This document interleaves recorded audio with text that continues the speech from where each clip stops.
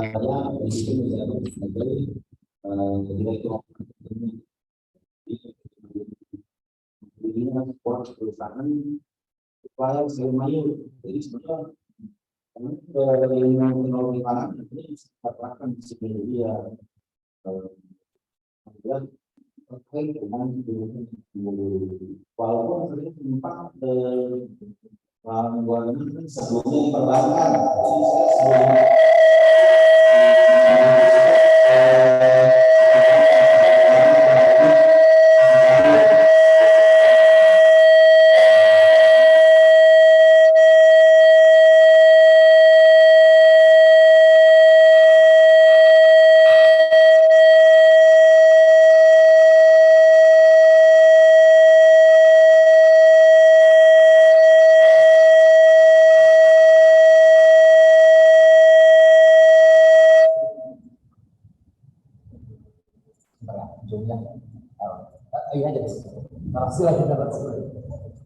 Ya, kurang lebih begitu. Jadi pada waktu saya lulus tahun 92 itu program ini, jadi hampir banyak sekali pertanyaan itu diterima di masyarakat. Dalam sini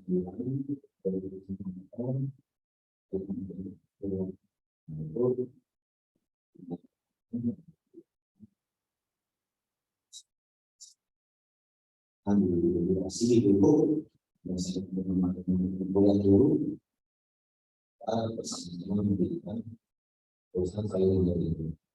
Jadi mandiri ini adalah pemasok sayuran untuk kebutuhan supermarket. Jadi kita spesial kegiatan yang dilakukan dari kebutuhan supermarket.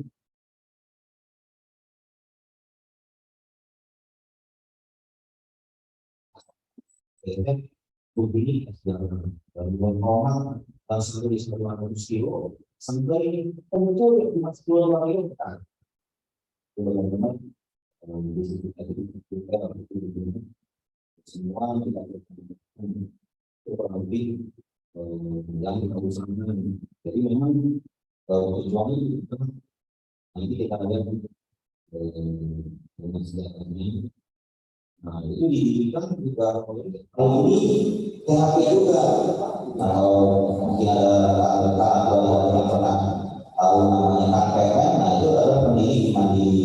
Itu juga sama dengan saya itu alumni dari teknologi pertanian THP.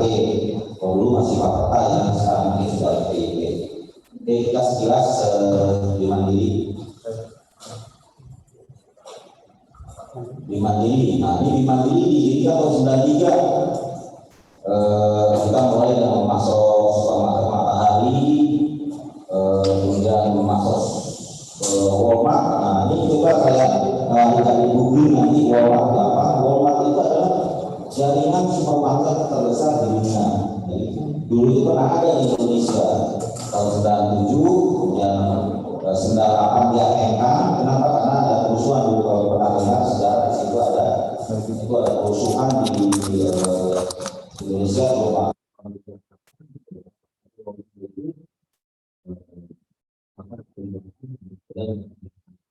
Nah, tahun 66 kita dimasuki langsung dan pemilih.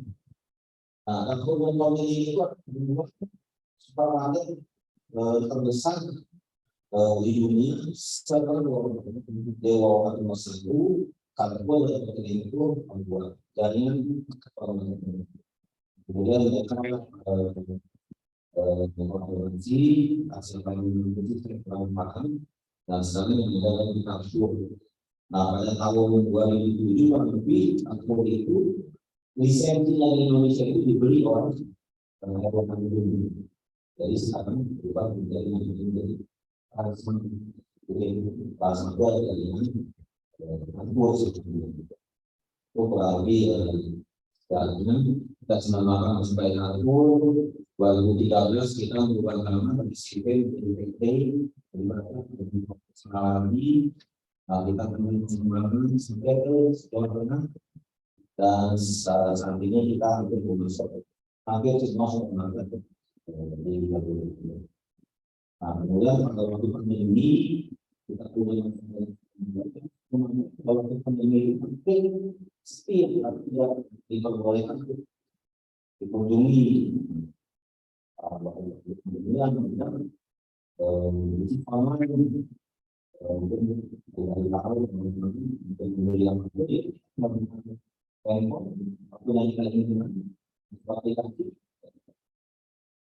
kemudian sudah berubah.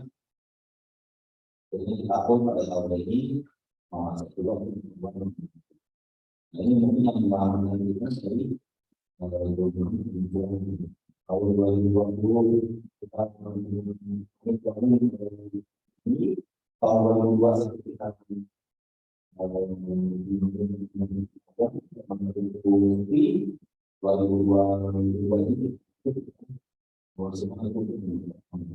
kurang lebih perjuangan sekarang kita berhenti, sekarang kita melawan, kita berpikiran apa yang kira-kira bagaimana kita harus keluar dari orang kami gitu. Ini mungkin juga harus dibangun dari ini tidak semuanya bisa bekerja di sebuah perusahaan. Wah, sekarang gambaran ini setiap tahun itu sampai universitas itu se-Indonesia itu berapa tempat kalau bekerja tidak hanya seperti itu, kita berpikir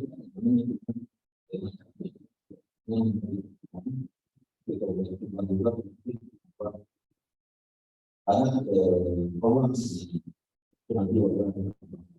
ini secara dari mandiri. Nah ini tiga kunci ini semuanya ini yang menangani semuanya. Makanya pendirinya MPP ini adalah urusan PHP, pertanian, ini kalau ngurusi juga sangat ekonomi. Beliau tidak memegang mandiri, beliau memegang meminta agrikultur. Kalau namanya itu ada menyimpang, maka juga mendapat juga di. Nah untuk operasi masa kriali ini saya mengambil satu di rumah di B dan kemudian menguruskan ke distribusi rumah. Nah setelah itu dari sini belum ada. Iya Pak, yang menarik itu tahun 2007 saya melakukan jenjang ke S2 itu hampir semua pengajaran adalah di kelas. Jadi saya panggil mereka Pak dan Bu, mereka panggil saya Akan.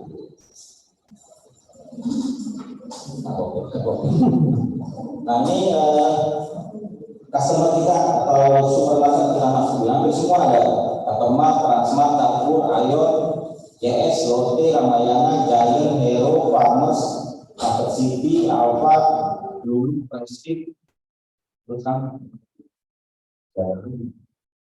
jadi fresh, sayur box, Tokopedia, memang Satya Selangor ini pasar Indonesia.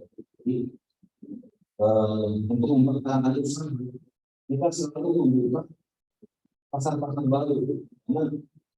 Karena ini risiko usaha itu semakin kita membahas itu sakit.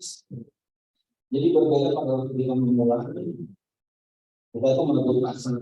Tapi begitu sudah besar itu persoalan utama kita kan memperbaiki mas. Nah itu adalah persoalan yang sangat berat. Tapi ya udah itu dari tapi ya jangan seperti itu. Bukan itu tidak bisa. Jadi harus inovasi dan berpikir bagaimana kita.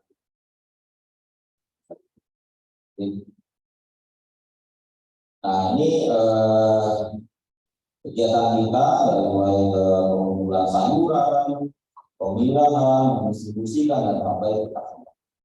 Nah, nanti terkait dengan materi yang akan kita bahas. Nah, ini kunci agribisnis, oke, nanti bisa. Nanti kalau kamu nanti bisa melihat dari aja nanti. Udah pernah nyoba tuh.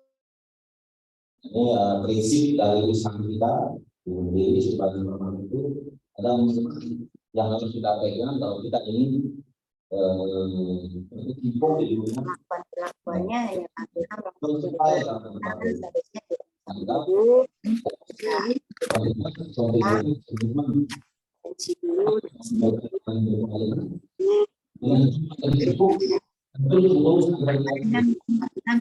Ibu ini langsung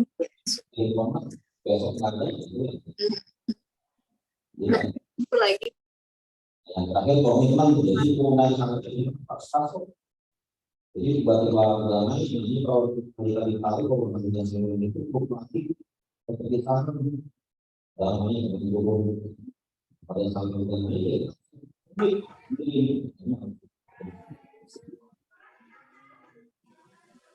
Ini masa-masa kita mulai di itu kita proses, kita bersihkan, kita kemas, jadi terpandang di sini. Bersih, betul, itu adalah yang disebut nilai.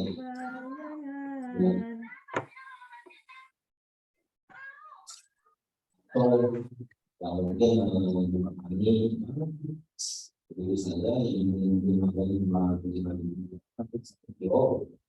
kalau siang kalau ingin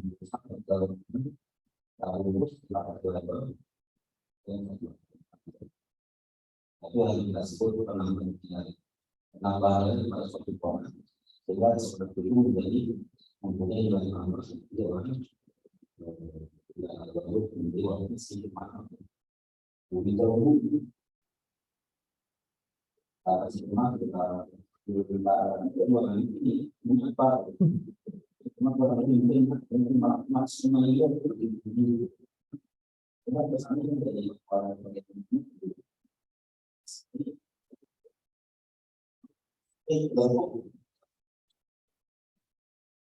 harus ada yang tahan lebih membantu juga dalam itu materi tambahan kan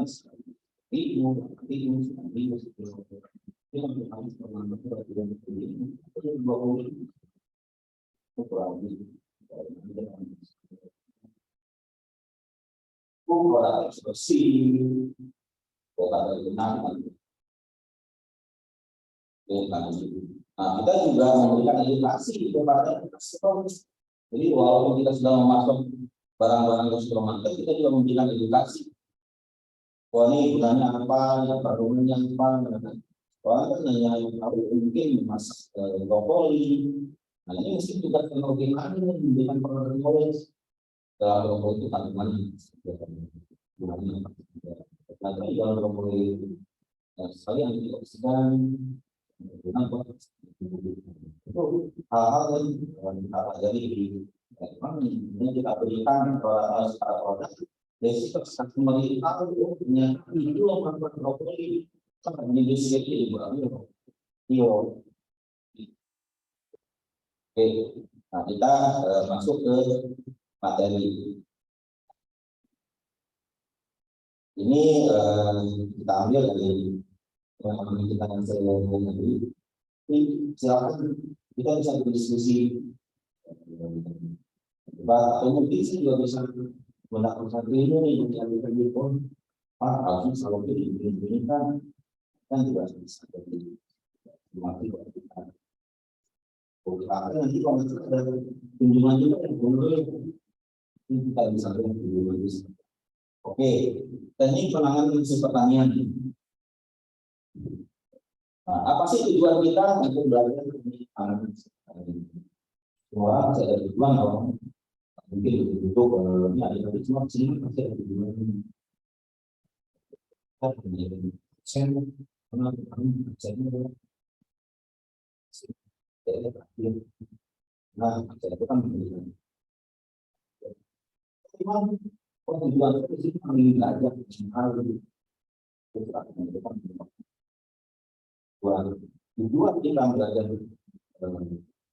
teknik penanganan isu pertanian ini mata kuliah atau juga berbeda penanganan isu pertanian mata kuliah ini sebenarnya sih kalau kita terangkan itu teknologi pasar ini lebih tujuannya pertama pasti bahkan tingkat kehilangan atau kerusakan sepertinya. Jadi kita memberikan penanganan itu untuk mengurangi produksi.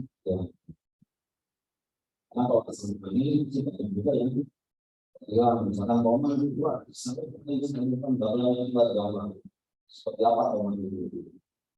Roman itu di Parangguana, di Campur-Campur, kemudian ada yang rusak. Dari 10 ton kita akan bawa itu yang rusak sekitar 900 kilo. Nah itu pun kalau kita tidak memilah yang baik, yang bagus itu hanya 700 kilo. Tergantung bagaimana kehilangan produk, kehilangan semangat menjual. Terus meningkatkan daya simpan dan daya dinas pertanian. Nah, kita belajar penanganan ini untuk bagaimana caranya kita meningkatkan daya dinas. Dan itu kayak tomat atau jagung itu banyak sekali. Bahkan kalau ada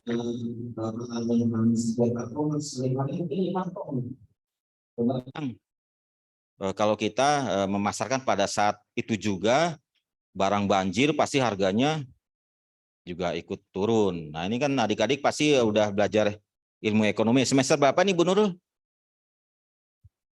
5 ya?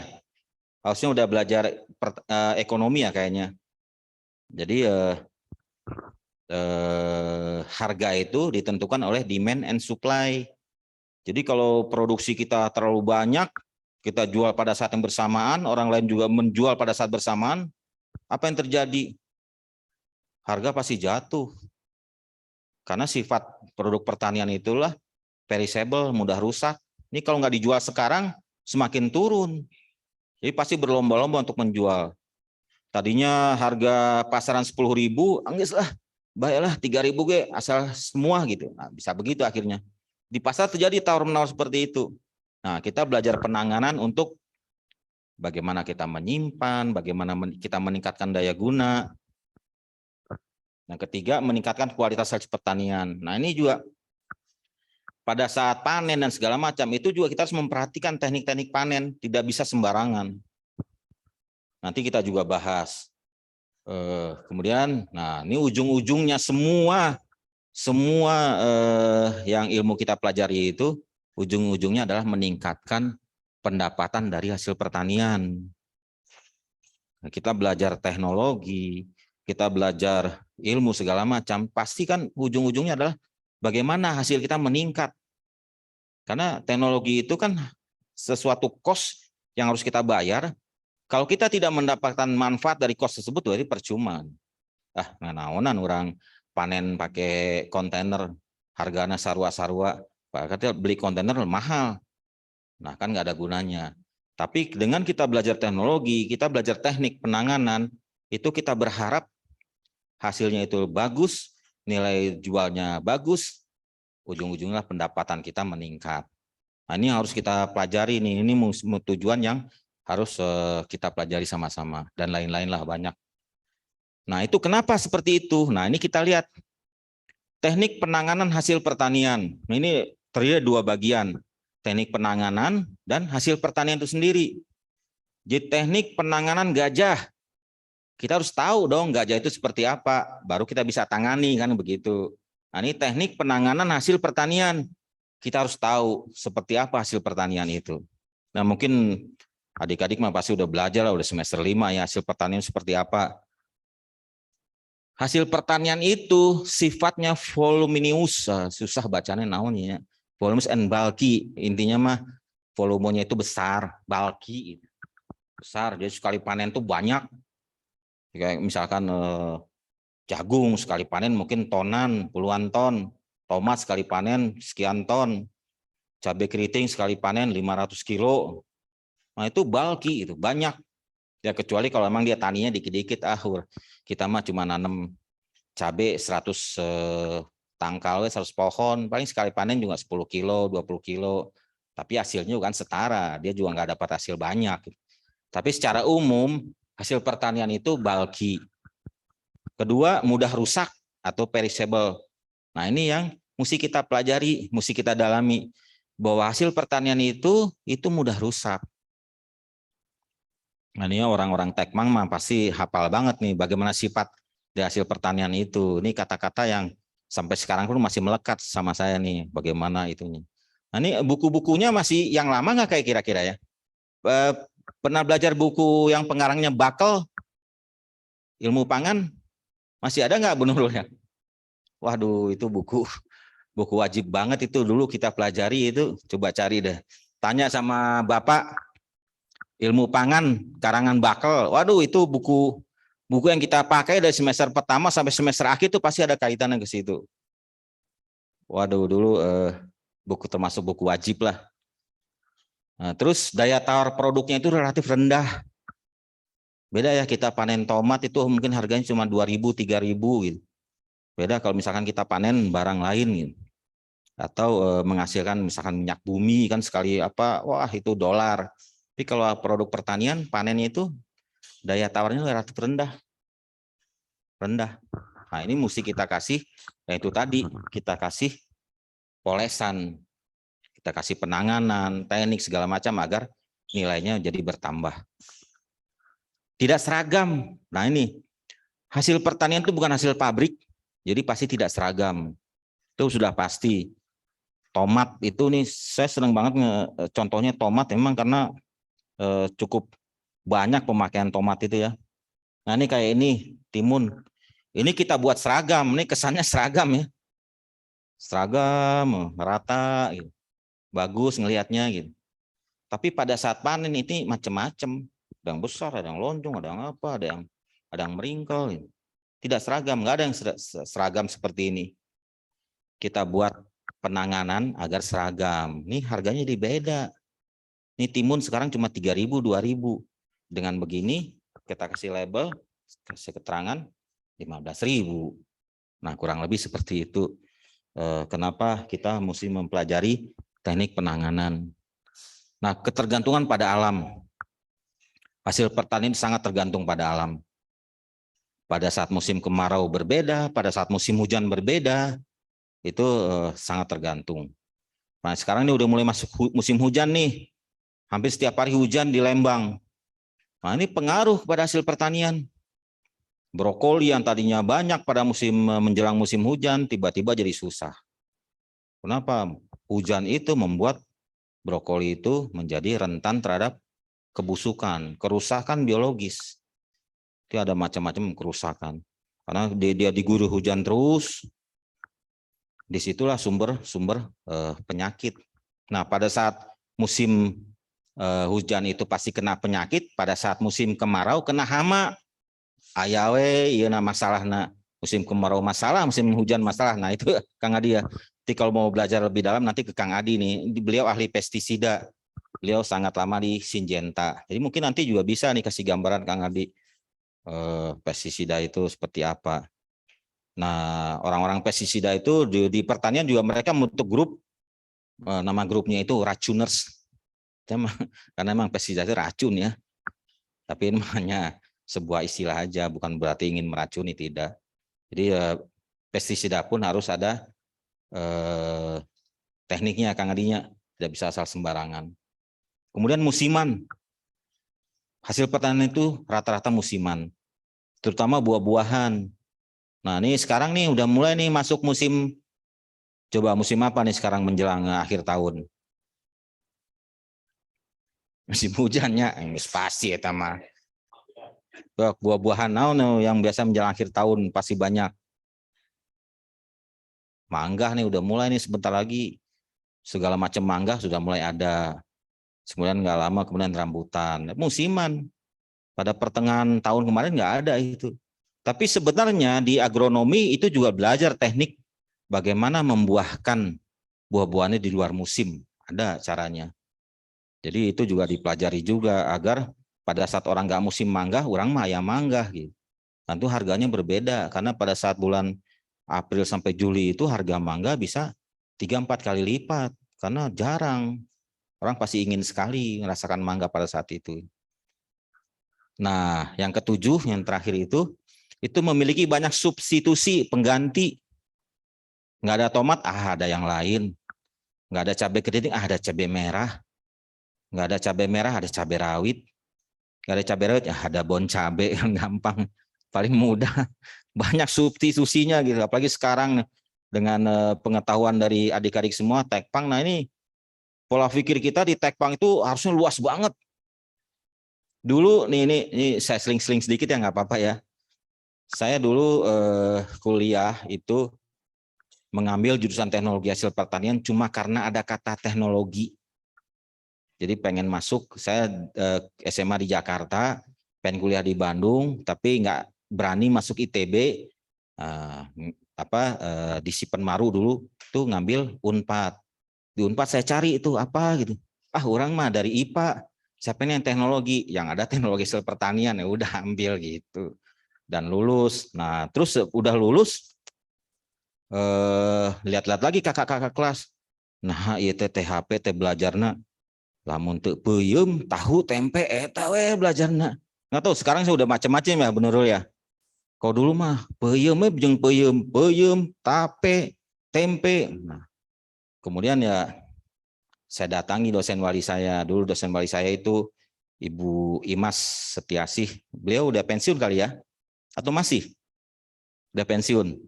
Dosen wali saya ya orang tua saya di tempat perkuliahan. Dulu mah kita deket banget sama dosen wali itu udah kayak orang tua sendiri. Nah itu setiap kapanpun kita menghadap diterima. Nah diskusi, Bu apa sih itu teknologi hasil pertanian? Wah dari situ saya dapat gambaran teknologi pangan itu benar-benar sangat luas. Jadi sepanjang manusia itu masih membutuhkan pangan, disitulah teknologi pangan akan berperan.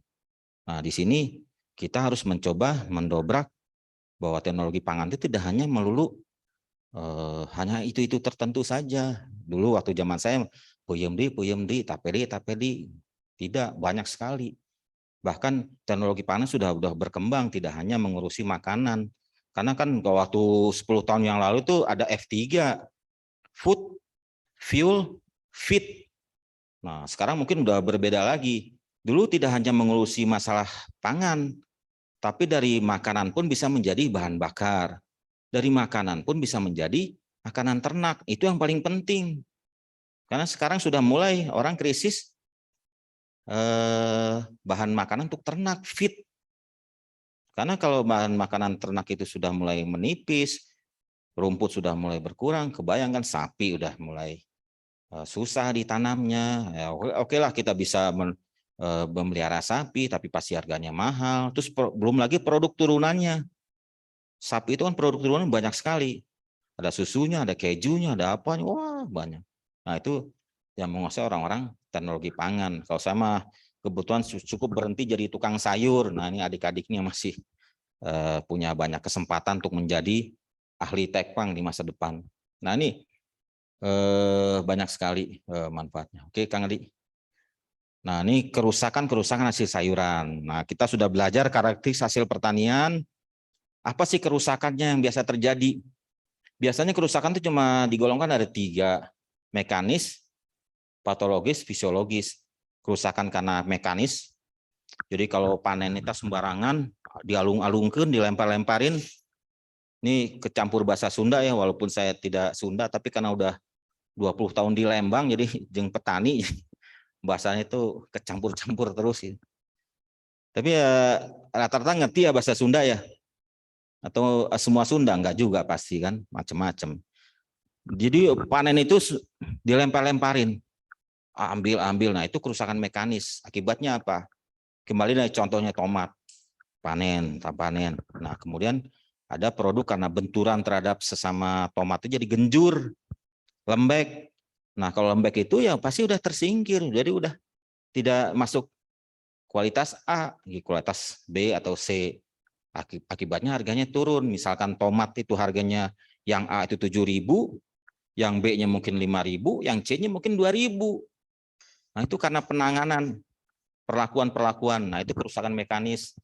Nah kerusakan patologis adalah biasanya karena serangan hama, bakteri dan segala macam, jamur apa segala macam. Karena kerusakan fisiologis. Nah ini kerusakan biasa terjadi di produk pertanian. Ini bisa kita lihat nih contoh-contohnya. Nah, ini kurang jelas di sini ya, di gambar ini. Gambar itu mungkin. Nah, ini lebih nih karena perlakuan nih. Ini mungkin karena benturan-benturan jadi memar, jadi rusak. Nah, ini jadi off grade. Ini juga layu. Mangga, Kang. Nah, ini kentang. Ini kentang juga, kentang itu pada waktu panen itu kan kentang di dalam. Jadi panen itu nggak diambilin satu-satu, pasti akhirnya dipacul. Karena kalau dipakai tangan kan pasti menghabiskan waktu. Nah, pada waktu memacul itu ya terjadilah kerusakan mekanis itu. Ada yang kepancong, ada yang kena pacul. Nah, itu menurunkan grade dari tanaman. Nah, ini pakcoy. Ini terjadi di kita itu karena suhu. Ini mungkin suhu pengiriman terlalu dingin, jadi rusak karena itu sudah dipotong, kena dingin, kena benturan, rusak. Atau mungkin karena terlalu dingin, jadi istilahnya itu sealing injury. Jadi ada anomali dari air itu. Jadi rata-rata sayuran itu kan mengandung air yang cukup besar. Nah, anomali dari air itu begitu dia sampai ke 4 derajat itu kan diinginkan menurun. Nah, begitu melewati 4 derajat dia akan mengembang. Nah, begitu suhunya dingin, itu si cairan di dalam sel-sel tumbuhan itu jadi mengembang, menghancurkan pembatas dinding-dinding di sekitarnya. Nah, pada waktu dingin memang tidak terlihat, tapi begitu kemudian dia mulai ke suhu normal, pecahlah itu. Jadi kelihatan seperti genjur. Nah, ini mungkin seperti itu ya. Masih seperti itu, Bu ya? Saya ini juga nginget-nginget lagi nih materi-materi dulu yang kurang lebih berapa tahun yang lalu, Kang Adi ya? 30 tahun yang lalu. Aduh, diisin ya. Waktu saya kuliah pun adik-adik kayaknya belum lahir kayaknya. Masih angan-angan orang tua. Itu oke lah, nggak apa-apa. Ilmu mah nggak ada batas usia. Nah, dari pertama kita sudah belajar karakteristik, kita belajar kerusakannya, nah barulah kita belajar bagaimana menanganinya. Teknik penanganan hasil pertanian. Nah, penanganan hasil pertanian sebenarnya harus dimulai dari kita mulai menanam. Nah, ini oke lah, dari mulai penanaman sampai siap akan panen itu adalah urusan agronomi. Tapi sebenarnya kalau kita mau flashback itu mulai dari penanaman. Kita memilih lahan yang baik, memilih bibit yang baik, bagaimana bertani yang baik dan segala macam. Tapi itu bukan bidang kita. Kita sudah pokoknya sudah siap panen. Nah, baru kita tangani. Nah, itu pun kita harus persiapkan. Jadi ada 3 hal yang mesti kita perhatikan: penanganan sebelum panen, penanganan saat panen, dan penanganan pasca panen. Nah, pada saat penanganan sebelum panen, nah ini bagaimana agar kita mendapatkan hasil yang maksimal, itu kita harus tentukan kapan kita saat yang panen yang tepat. Nah, ini banyak karakternya. Ini nggak perlu ditulis juga, capek nanti nulis. Fotokopi aja sekarang mah udah modern. Minta aja nanti saya kasih ke Ibu Nurul, Bu, tuh silakan yang mau ngopi silakan. Tapi ya saya mah nggak akan ngasih ujiannya, kan dosen yang ngasih ujian, namanya akan keluar di sana. Kalau saya ngasih ujian, saya kasihlah B+ semua. A terima. Enggak. Nah, menentukan saat yang panen yang tepat. Kenapa kita harus menentukan saat yang panen yang tepat? Karena saat panen yang tepat itu juga menentukan kualitas. Nih, kembali lagi contoh ke tomat. Nah, tomat deh. Tomat itu kita panen pada saat dia sudah mulai 80% matang. Karena pada saat seperti itulah itu tomat sedang dalam keadaan benar-benar sangat layak untuk dikonsumsi. Dan dari segi penampilan dan segala macam itu sangat menarik. Nah, kalau kita panen tidak tepat, misalkan masih hijau, itu akan pengaruh kualitas harga tomat hijau sama tomat matang itu berbeda harganya. Nah, ini kembali lagi ke ekonomi. Karena kita bertani atau memanen segala macam pasti hubungannya ke ekonomi. Nah, kualitasnya itu akan berbeda kalau kita tidak memanen pada saat yang tepat. Atau cabai lah, cabai. Cabai masih hijau kita panen, walaupun kita bisa menjual dengan cabai hijau, tapi itu akan sangat berbeda harganya. Cabai merah nih, gambaran sekarang, ini harganya 60.000 cabai merah. Tapi cabai hijau berapa coba? Cuma 25.000. Begitu jauh bedanya gitu. Nah, itu kita memang mesti menentukan saat panen yang tepat agar kita bisa mendapatkan hasil maksimal. Cara-caranya bisa secara visual, kita melihat perubahan warna kulit, bentuk buah atau ukuran buah, ya udah mau cukup besar nih, warna juga udah mulai ada semburat merah. Nah, ini tanaman-tanaman klimakterik itu, ini kan masuknya tuh klimakterik nih namanya, tomat, cabai dan segala macam. Begitu sudah ada semburat merah, itu sudah bisa dikatakan matang. Nah, itu akan terproses secara sendirinya. Karena walaupun kita sudah panen, itu proses respirasi atau apa di buah itu sendiri masih berjalan terus sampai di akhirnya matang, senesen, busuk. Itu akan terus berjalan. Nah, panen itu pun juga kita ingin menentukan nih, kita ingin panen untuk kebutuhan pasar lokal. Berarti kita harus panen buah-buah yang sedang ranum, cabai yang matang, tomat yang matang, udah merah gitu. Itu kita panen karena buat kebutuhan lokal. Tapi kita ingin memanen untuk mengirim ke antar pulau. Kita ingin mengirim ke Kalimantan. Nah, itu kita tidak bisa menanam yang matang, pemanen yang matang. Kita harus menanam yang semburat merah, yang masih banyak hijaunya, tapi sudah ada merahnya. Karena kalau sudah ada merahnya itu berarti dia sudah bisa matang. Dia akan oleh waktu itu akan matang. Nah, itu tergantung kemana kita akan menjual produk tersebut. Cara visual, cara fisik dengan meraba. Ini kalau udah rada lembek nih, udah bisa nih komputasi, bisa juga kita hitung. Misalkan timun itu kurang lebih usianya 30-40 hari. Oh, udah lewat 30 hari, udah bisa nih panen. Kita lihat, oke, udah cocok. Lihat bentuk segala macam, cocok. Atau cara kimia, ini jarang digunakan si petani. Petani sih lebih banyak ke cara visual dan fisik. Oke, Kang Di, ini kita lihat nih. Nah, ini kan tomat cherry ya. Nah, ini kita pilih nih yang mana yang layak dipanen, mana yang tidak. Atau bisa juga memang ada kebutuhan tersendiri, pasar itu butuh tomat cherry hijau, ya kita panen yang hijau. Ya tergantung nanti ke kebutuhan pasar kita seperti apa. Oke, mangga Kang Adi. Nah, penanganan saat panen. Itu kita sudah menentukan saat panen yang tepat. Kita tentukan mau buat kemana, segala macam dan segala macam. Nah, pada saat panen itu pun harus kita ada tekniknya. Jadi tidak boleh asal panen sembarang panen saja gitu.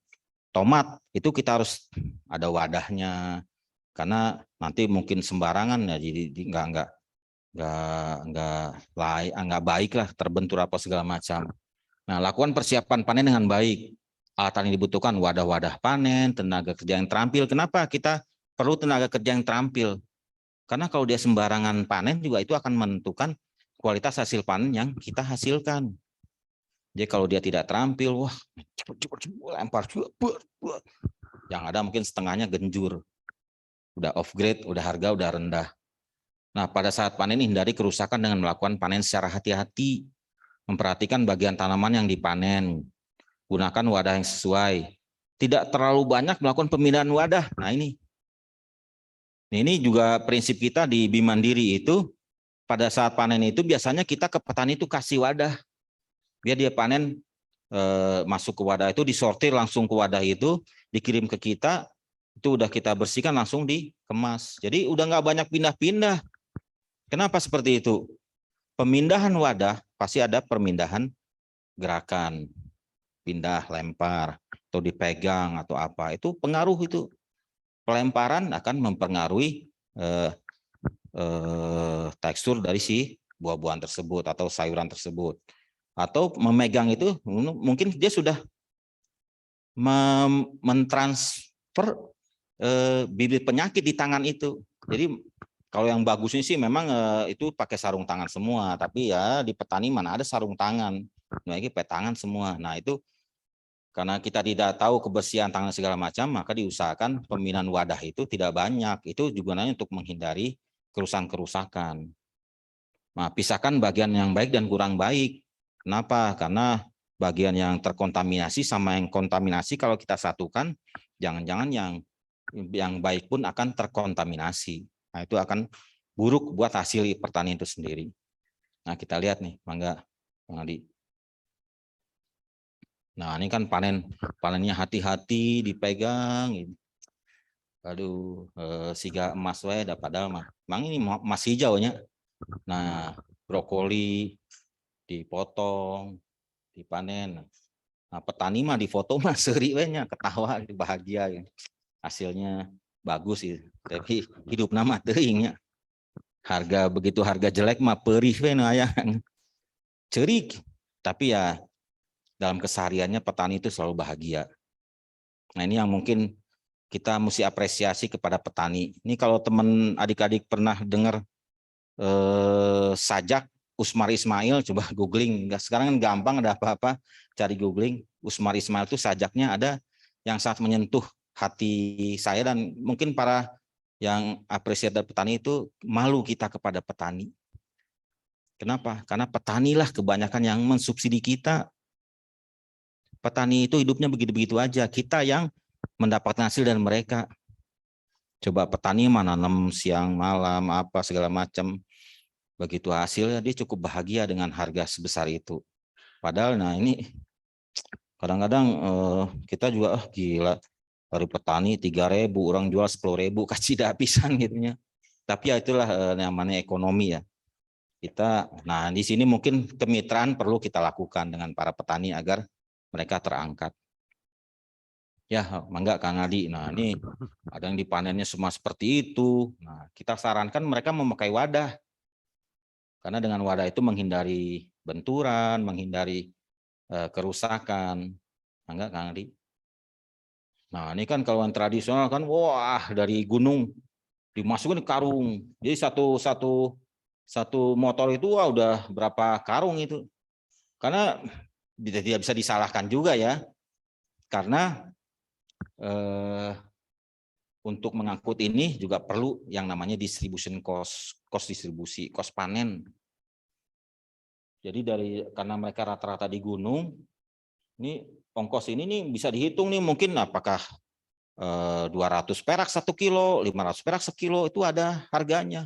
Jadi dia pertimbangan sekali itu. Makanya kalau adik-adik baca pada saat harga kubis tahu kol itu di lapangan 500 perak biasanya nggak akan dipanen sama petani. Kenapa 500 perak di pasar? Buat panennya aja biayanya itu dari lahan sampai ke ujung jalan 500 perak. Belum lagi ongkos lagi ke pasar. Malah nombok. Daripada nomboknya mah dijejek we masukin lagi ke tanah buat jadi pupuk. Nah, itulah sedihnya petani. Makanya suka ada jargon jangan banyak tawar-menawar kalau beli sayur ini. Ini mah keinginan tukang sayur biar nggak ditawar hasilnya. Tapi mah terserah, ibu-ibu mah resep nawar biasanya.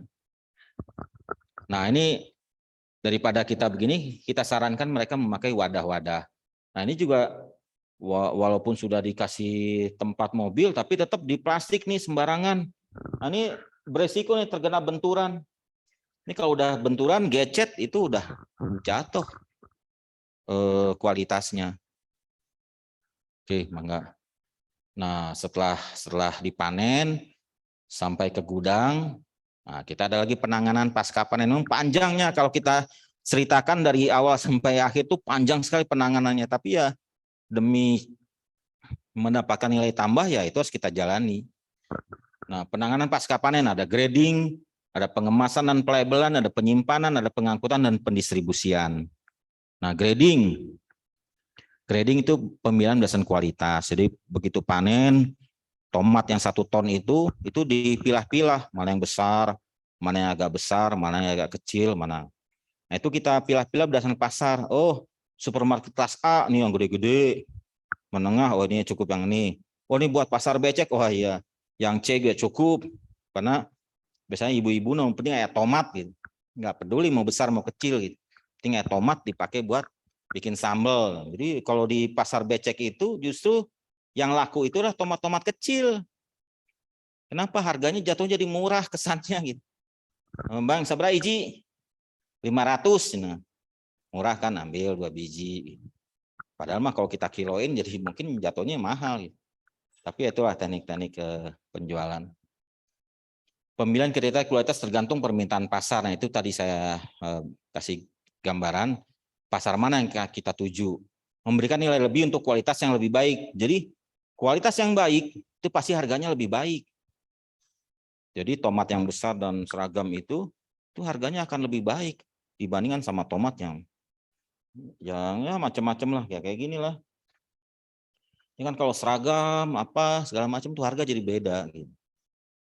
Jadi orang juga melihat juga, wah yang kayak tomat cherry seragam warnanya juga menarik. Ini kan bagi orang yang suka, aduh enak banget tinggal dibersihin, langsung dimakan. Jadi malah ada jargonnya di Amerika, 1 tomat per hari itu menjauhkan kita dari dokter. Kenapa? Karena tomat ini banyak mengandung antioksidan. Cenah mah, baca we Google. Saya mah bukan dokter. Nah itu grading standarisasi pasti ujung-ujungnya. Nah ini yang kita lakukan nih di Bimandiri. Nanti teman-teman juga bisa, kalau ada sesi nanti kunjungan kita bisa belajar nih dari kebun sampai siap kirim. Nah ini situasi lihat ini cabai nih gambarnya kurang kelihatannya, kalau di situ lebih kelihatan itu kan cabai rawit merah, cabai rawit domba itu dipilih satu-satu, di grading, dipilih di apa yang kita inginkan yang seperti apa. Yang putih-putih diselisihkan karena putih itu kan cabai rawit domba kan biasanya orange. Nah, yang putih-putih itu atau yang busuk atau yang terpotong itu dipisahkan. Tapi berbeda sih keadaan karena kondisi hasil pertanian itu tidak selalu seragam, tidak selalu bagus sepanjang musim, tergantung. Pada saat harga mahal, cabai rawit putih pun laku. Tapi kalau pada saat murah nggak laku. Orang lebih memilih yang warnanya orange, bagus, wah gitu. Nah ini sebagai gambarannya adik-adik. Pada bulan Juli Agustus kemarin itu kita mengalami panen cukup besar di hasil pertanian. Sayur-sayuran itu jatuh. Nah ini sedihnya itu pada saat harga jatuh itu justru sulit untuk menjual gitu. Karena terlalu banyak substitusi, terlalu banyak pilihan barang. Nah ini susahnya buat petani begitu sayuran. Pada saat murah sulit menjual, pada saat mahal barang sulit. Ayah dah kalau mau enak tidur, enak hidup mah tidur ya merenya. Ya nama usaha ya pasti banyak tantangan. Kalau nggak mau ya nggak usah berusaha kan begitu. Nah ini lihat nih cabai keriting ini kita pilih. Nah yang menarik nih adik-adik, di supermarket itu kita menjual cabai keriting, tapi maunya yang nggak keriting. Aneh, cabai keriting tapi hanya lempeng, lurus gitu. Padahal cabai keriting masih meringkel gitu. Nah kalau ke restoran kan nggak peduli mereka mau lempeng apa masuk. Nah kalau ke supermarket beda, mereka memilih yang panjang, lurus gitu. Padahal cabai keriting. Padahal kalau mau yang lurus panjang mah mending cabai merah wes sekalian nih, puguh melurusnya. Tapi ya maunya cabai keriting, tapi yang lurus gitu. Nah ini apa nih? Ada yang tahu?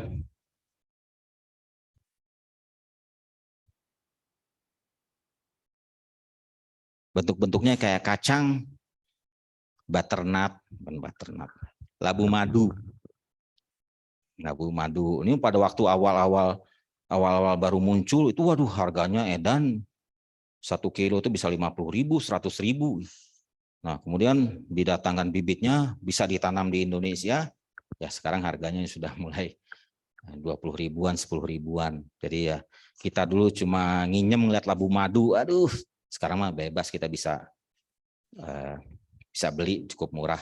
Labu madu ini karena namanya labu madu manis, Ya kan yang biasa kita pakai labu tuh labu parang kan, untuknya Halloween itu kan, itu labu biasa. Terus ada juga ini labu kabocha nih, labu Jepang. Nah ini lebih advance lagi labu madu. Nah ini untuk pasar-pasar tertentu harganya cukup mahal. Nah ini kembali coba tadi Kang, cabai anggur dipilih, tuh dipilih cabai hijau. Oke Kang, mangga Kang. Nah ini sudah sortasi, di grading, kemudian kita mulai kemas. Nah ini bawang merah dibersihin tuh ujung-ujungnya, dipotong ujungnya, diikat. Tuh sereh mah balatak di pasar biasa. Begitu kita proses, kita kasih sentuhan teknik penanganan, teknologi, jadi cakep kan. Begitu udah cakep, harganya juga beda gitu. Mun geus geulis mah biasana beda harganya. Tah, brokoli kita bersih nih ujung-ujungnya nih, biar rapi. Ini jamur tiram. Nah, mangga Kang. Nah, setelah disortasi, di grading, baru kita kemas dan dikasih labeling. Kemasan itu melindungi komoditas dari kerusakan. Nah, ini kan kesannya diberi kemasan itu seperti cantik ya, tapi ini sebenarnya kita memberikan perlindungan terhadap produk tersebut. Ini kan kalau ini jagung acar, baby corn, ini kalau tersentuh-sentuh lama-lama jadi akan coklat, browning. Apa istilahnya kalau udah browning itu? Karena sentuhan tuh ada browning enzimatik, browning apa gitu lah. Nah ini pasti ada proses nih, terjadi pencoklatan. Nah untuk menghindari agar tidak tersentuh, tidak kena udara, kita kasih kemasan. Ini melindungi produk. Nah ini kan dikasih kemasan yang indah. Ini apa Kang Ali? Rosemary ya? Rosemary. Ini kita jual cuma 20 gram, 30 gram. Ini biasanya dipakai buat garlic ya, apa di atasnya aja itu buat campuran-campuran makanan modern. Saya juga nggak tahu ngerasanya kayak gimana, saya cuma jualan aja. Nah ini kalau udah begini tuh ini harganya mahal banget ini kalau kita kiloin ya. Ini kan kalau 30 gram memang cuma murah sih, cuma 15.000. Cuma coba kita kalikan 30 gram berarti kan 30 kali lipat, 30 kali lipat gitu. 30 gram kalau sekilo kali 30 ya. Ini kita jual 15.000. Berarti sekilo, wah 400.000, mahalnya. Oh. Nah ini kalau adik-adik mungkin waktu zaman orang tua zaman dahulu, ini ada lagunya ini, Scarborough Fair, kalau pernah dengar. Ada yang tahu nggak lagunya? I'm going to Scarborough Fair, Rosemary and Thyme. Nah ini sama nih, disebutin semua hub penggemar lagu jadi tahu aja. Nah ini kan nih apa nih? Cabai gendot, ini lada ini. Kita pilih yang seragam, kita kasih kemasan untuk melindungi dia dari sentuhan dan benturan.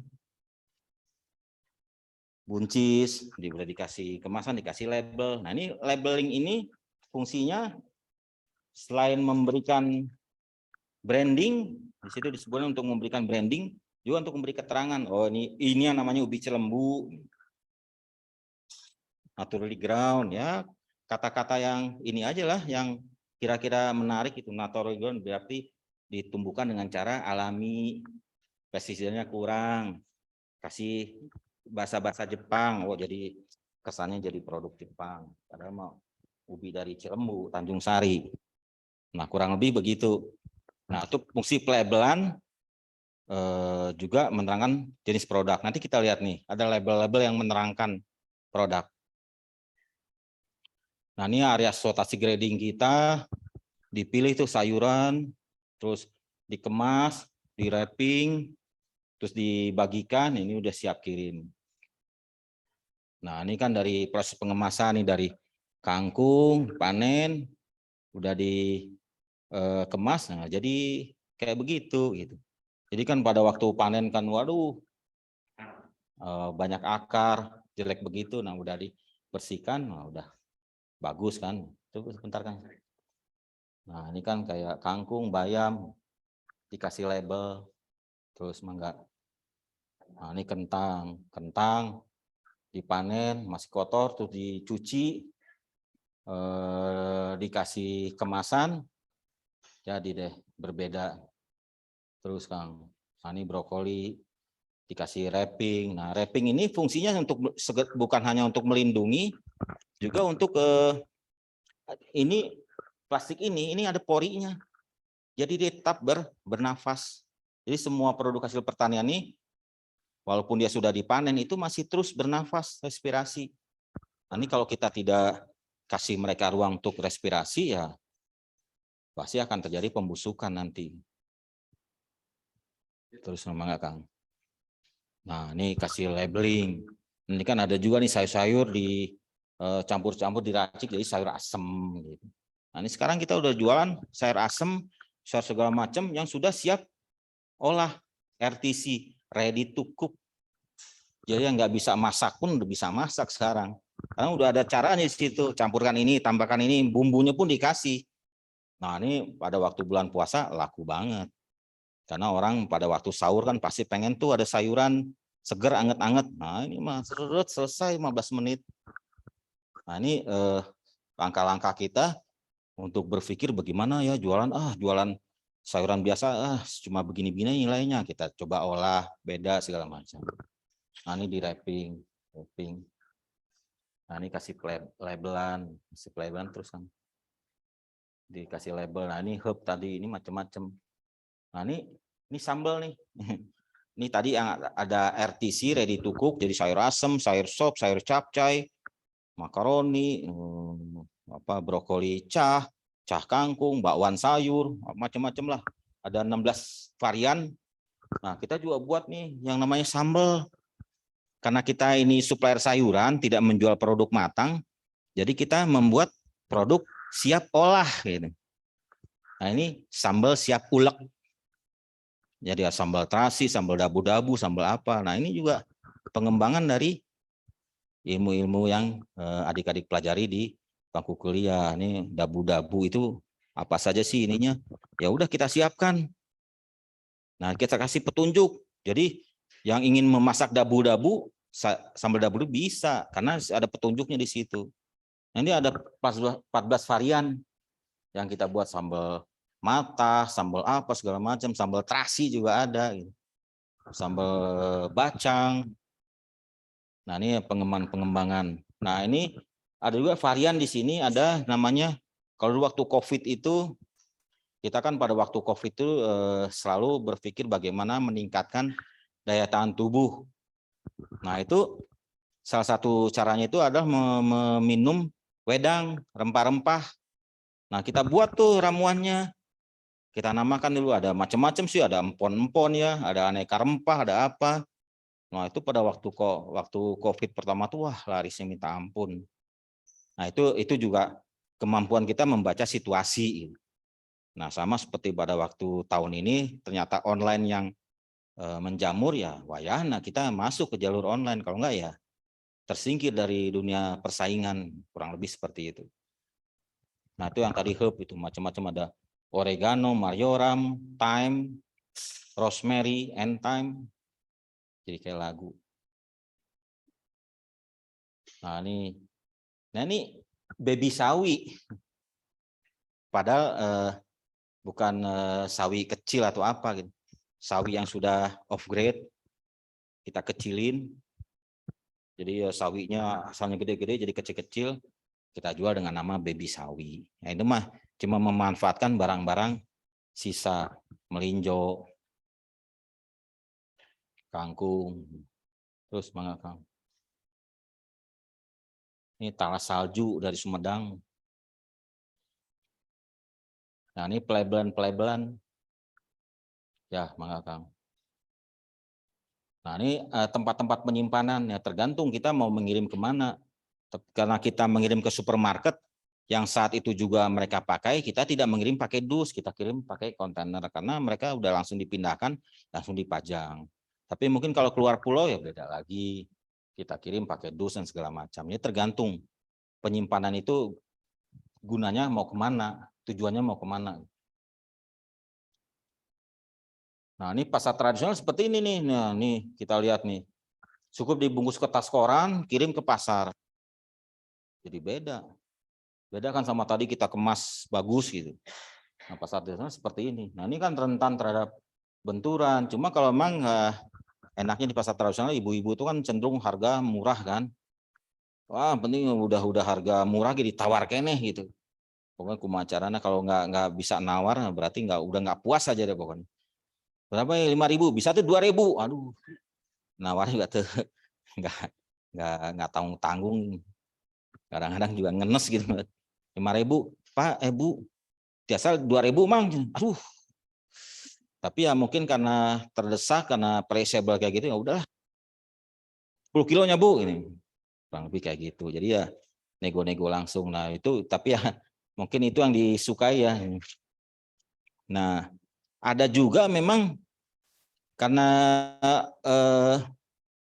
keinginan untuk tawar-menawar itu juga ada pasar-pasar modern yang bisa tawar-menawar, ada juga disediakan di Jakarta, yaitu untuk memenuhi keinginan alami dari kita untuk tawar-menawar gitu. Pokoknya lamun teu nawar mah asa tengeuna gitu. Tapi tadi misalkan produk yang sebenarnya mah 10.000, 20.000, wah tawaran 10.000 nya mah enggak Bu, harganya mah 10.000 Sama kayak kalau kita lihat supermarket kan diskon 50%. Di Sogo diskon 50% dari 2 juta jadi 1 juta. Habis? Ya oke, sebentar lagi juga habis. Sebentar. Oke, sedikit lagi. Ya, terus Kang. Nah, ini penyimpanan itu kita gunakan untuk apa? Kalau seperti kami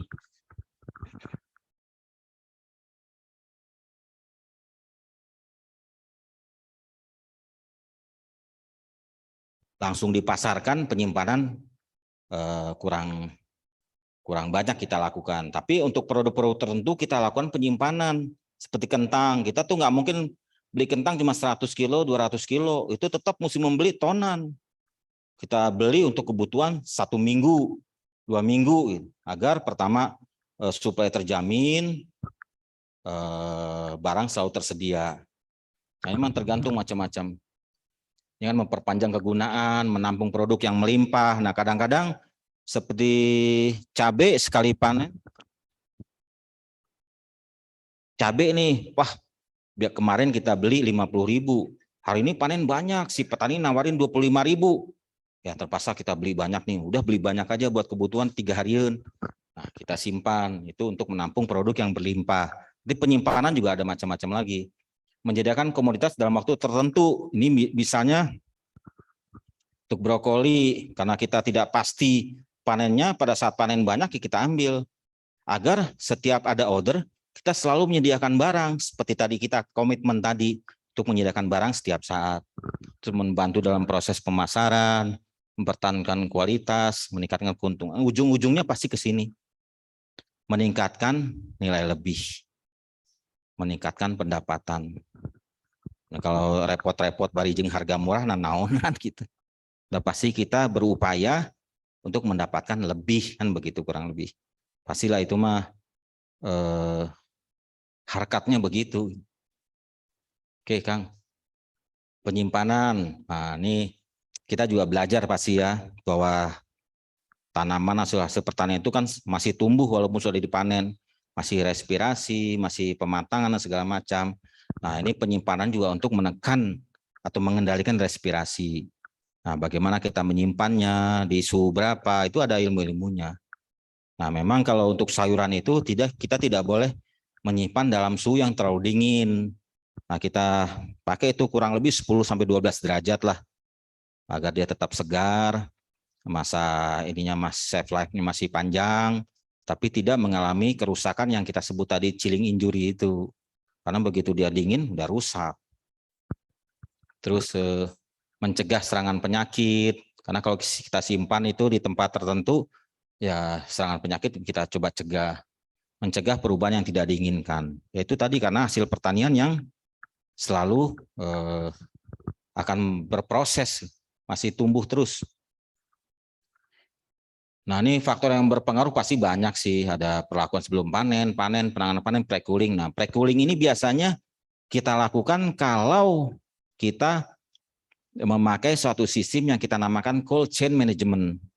Jadi dari mulai pertama itu sudah kita pendinginan, kita kirim dingin di tempat sana diterima dingin, dijual pun dingin. Nah, itu kita wajib melakukan pre-cooling. Jadi sebelum masuk ke rantai pendingin itu mesti didinginkan dulu agar dia tidak kaget lah tiba-tiba dari panas ke dingin, itu biasanya ada perubahan jadi rusak.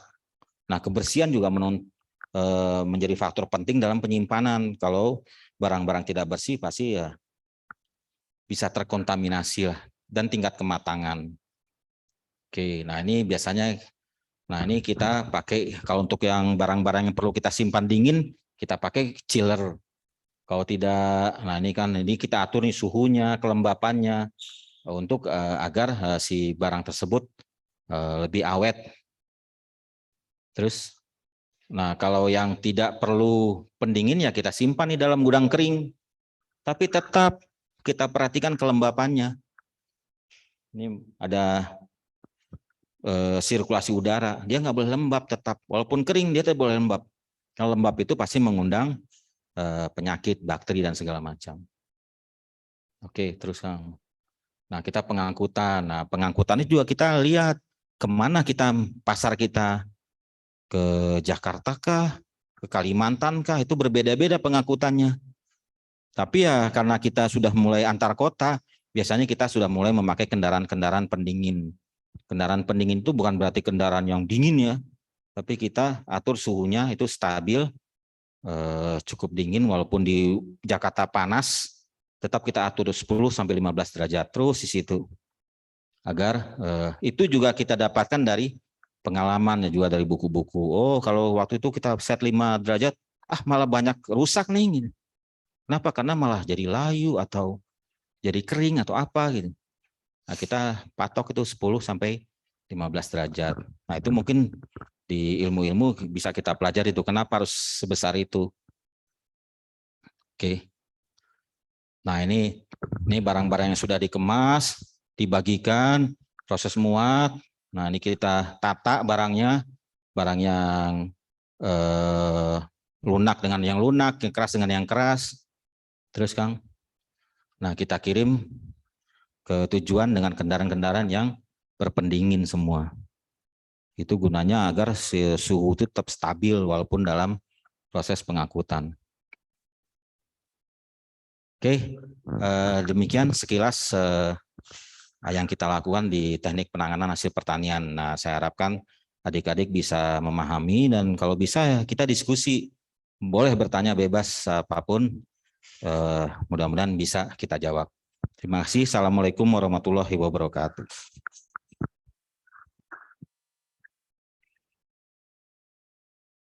Sedikitnya. Kang dia ada tambahan?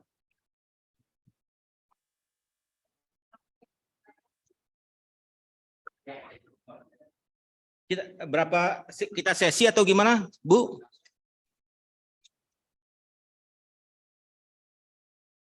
Langsung aja ya. Mangga langsung siapa? Ray. Wah, keren.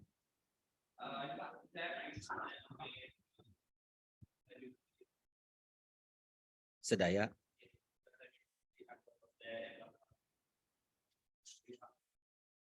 Dari awal persidangan itu ada apa sih dan di bidang makro. Makanya kita berbeda. Mungkin Bapak bisa nggak kasih advice ke kita, mungkin kasih saran atau mungkin seperti tahu tantangan depan terkait pembangunan masyarakat yang serupa. Ya, terima kasih Ray. Wah, ini mah ingin menanyakan kiat-kiat nih. Mau jadi kompetitor. Enggak, saya mah nggak pernah menganggap ini kompetitor. Bahkan kita kan setiap tahun itu ngasih magang. Jadi setiap mahasiswa itu boleh magang di kita. kita kasih tuh apa segala macam ya, silakan kalau yang mau membuka sejenis silakan. Nah, kita bicara flashback ke kisah ya pada waktu kita mendirikan dulu. Jadi pada waktu dulu nih foundernya itu Kang Pepen, Pak Ahmad Rifani, itu lulusan tamat THP juga dengan saya, satu program studi dengan saya, teman main. Nah, dulu mah main-main ngabisin duit, nah, ketemu lagi main-main cari duit sekarang gitu pada waktu itu, kurang lebih tahun 98 99. Nah, pada waktu itu Kang Pepen tuh melihat peluang untuk memasok sayur marut pada waktu itu belum banyak. Jadi sayur marut itu lebih banyak dijual di pasar-pasar biasa, supermarket pada waktu baru mulai akan. Nah, beliau alih-alih berjualan begitu saja, terus memberikan nilai tambah kepada sayuran yang dia jual. Jadi pada waktu itu dia mengadakan demo masak nih kayak ubi cilembu ini ubi cilembu ini kita yang kalau boleh dibilang kita yang pertama kali menjual di supermarket. Nah, kita adakan demo memasak. Kenapa harus ubi cilembu? Nah, kan wanginya tuh udah muncul tuh. Nah, customer mulai tertarik dari cuma order cuma 10 kilo, 20 kilo tiba-tiba meledak jadi tonan. Nah, walaupun sekarang semua follower mengikuti untuk berjualan, tapi memang Kang Rey kita harus pandai-pandai melihat situasi dan apa yang diinginkan oleh customer. Jadi kiat-kiat yang bisa saya berikan ya pasti lihat peluang. Peluang itu tidak setiap saat bisa kita baca, tapi juga bisa kita pelajari. Nah, sekarang nih kalau yang saya lihat yang masih sangat terbuka lebar sekarang itu adalah mungkin menjual secara online.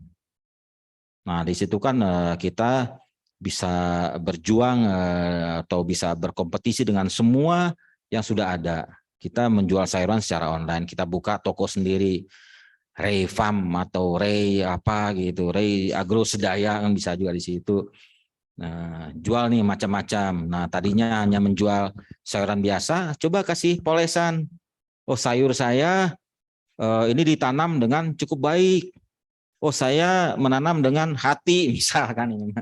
Jadi dikasih perhatian lebih bisa saja begitu, atau memberikan nilai tambah. Oh, saya tidak memakai pestisida. Nah, segala macam. Nah, itu bisa ditawarkan, kasih label yang menarik, kasih keterangan yang menarik. Tapi yang namanya usaha, semua itu pasti nanti kita akan bertarung di efisiensi, Kang. Jadi bagaimana caranya kita menjual dengan harga cukup baik, tapi tidak merugikan buat kita. Nah, ini cara-cara ini kita pakai untuk efisiensi. Misalkan kentang itu sehari order kita cuma 200.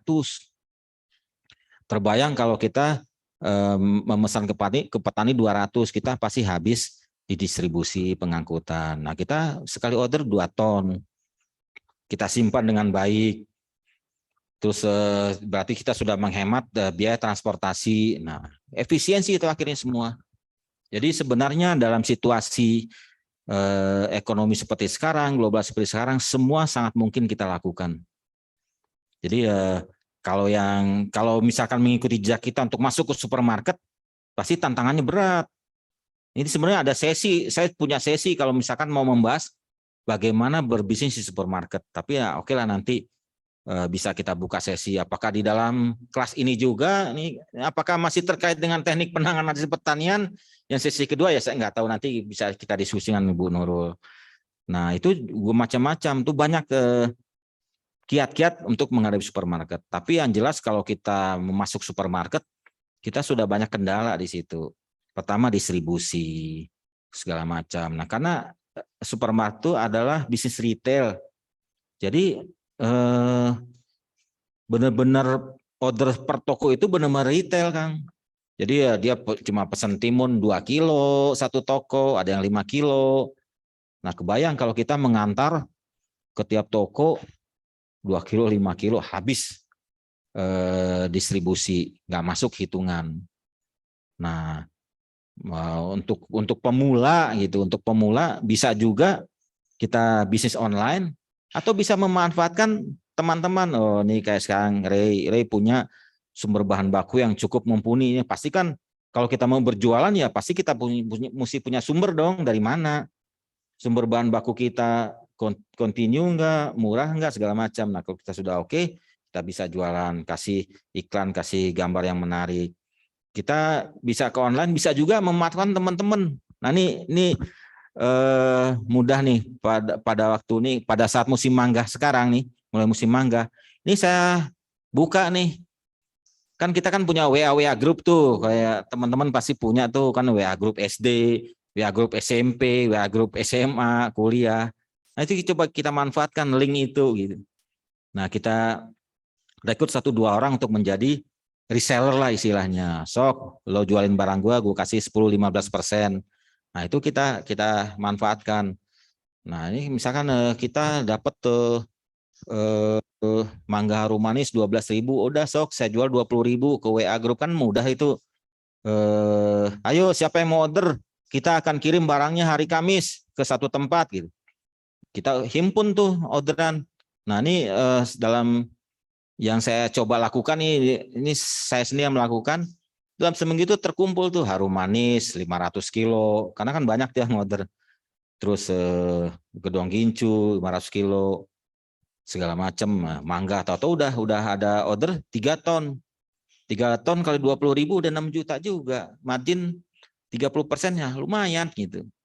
Nah, itu cara-cara sebelum kita memasuki pasar yang cukup berdarah nih, kalau boleh saya bilang supermarket cukup berdarah karena pesaingnya banyak dan pemain-pemain juga udah pemain-pemain kampiun gitu.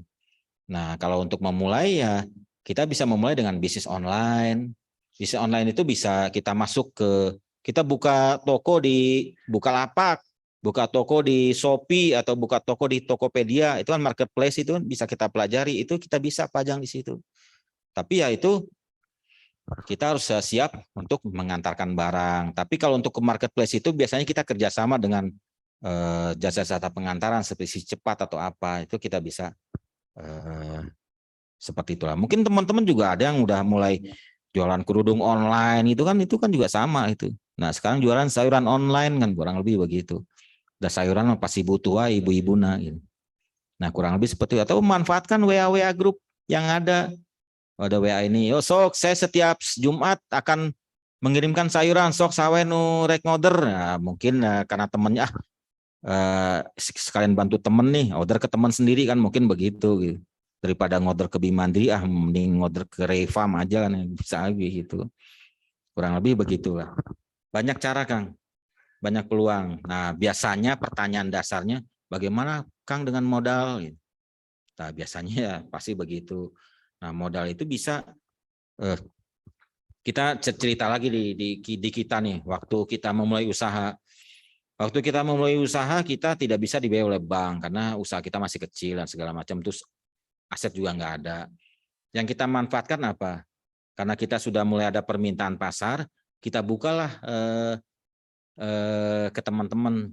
Ayo nih kita kerjasama dengan bank teman, bank saudara gitu. Saudara nitipkan duit ke kita gitu. Sok daripada deposito dengan sekarang malah deposito 3% setahun gitu. Sok taruh di kita kasih 2%. Nah, kan mungkin begitu. Kita manfaatkan teman segala macam. Atau memang ya dasarnya Rema modalnya dari bokap gede. Ini bokapnya Rey ngasih, ini kamu usaha nih, gue kasih 100 juta. Udah tinggal mikir jalan aja gimana. Tapi biasanya sih kalau usaha kita sudah cukup prospek, itu lembaga keuangan pasti bisa mendekat. Dan lembaga keuangan sekarang itu tidak hanya perbankan saja, banyak sekarang lembaga-lembaga keuangan non-bank. Tapi bukan pinjol lah ya, bukan ya. Jangan sekali-sekali pinjol, itu bahaya itu. Minjam 2 juta bisa 100 juta itu mah liur ini. Benar-benar mencekik. Itu banyak lembaga-lembaga keuangan seperti ada Crowdy atau apa, itu biasanya mereka kerjasama. Banyak. Oke, kurang lebih begitu. Tapi kalau mau tahu lebih lanjut nanti pas ke Bimandri kita ngobrol banyak di situ bisa. Sekarang mah terbatas merenya Bu Nurulnya. Mangga yang lain langsung aja.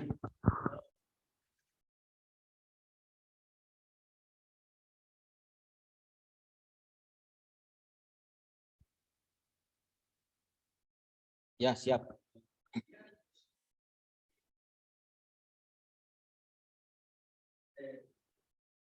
Bermitra. Oh, bergerak. Salah nebak.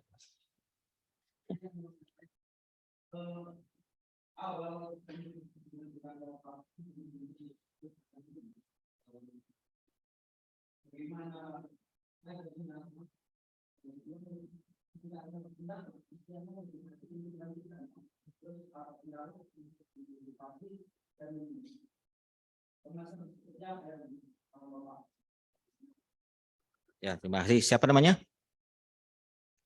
Siapa?